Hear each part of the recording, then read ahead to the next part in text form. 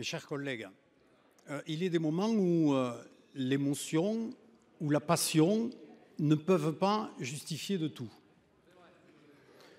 Nous sommes face à un traité qui n'est pas un objet virtuel, mais qui est quelque chose qui est appliqué depuis 7 ans. C'est somme toute assez rare que nous légiférons sur quelque chose qui est mis en œuvre.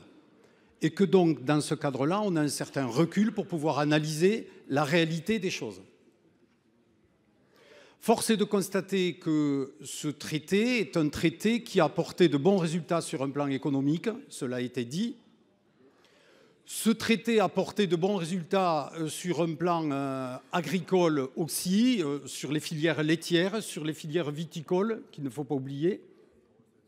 Mais sur la filière bovine dont nous parlons aujourd'hui, en 2023, alors qu'il y a eu 1400 tonnes de viande bovine canadienne importée dans l'Union européenne, il y a eu 14 000 tonnes de viande européenne exportée au Canada.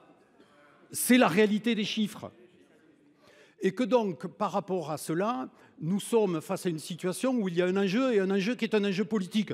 Du reste, je dis à nos collègues communistes qu'ils sont dans une forme de logique et de cohérence par rapport à ce qu'ils ont toujours défendu, et je leur rends hommage par rapport à cela.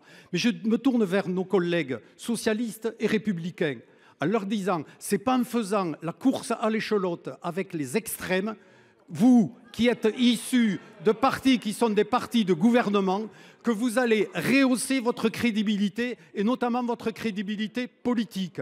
Parce que la responsabilité que nous prenons ici en faisant échouer ce traité, c'est que c'est de la France que viendra ce message. France qui a toujours été favorable à l'idée et à la construction européenne, comme vos partis respectifs, eh bien, c'est nous qui allons laisser ce message à la communauté internationale que nous avons sacrifié ce traité. Merci. Et c'est particulièrement dommage. Merci, mon cher collègue. La parole est à monsieur Didier Marie.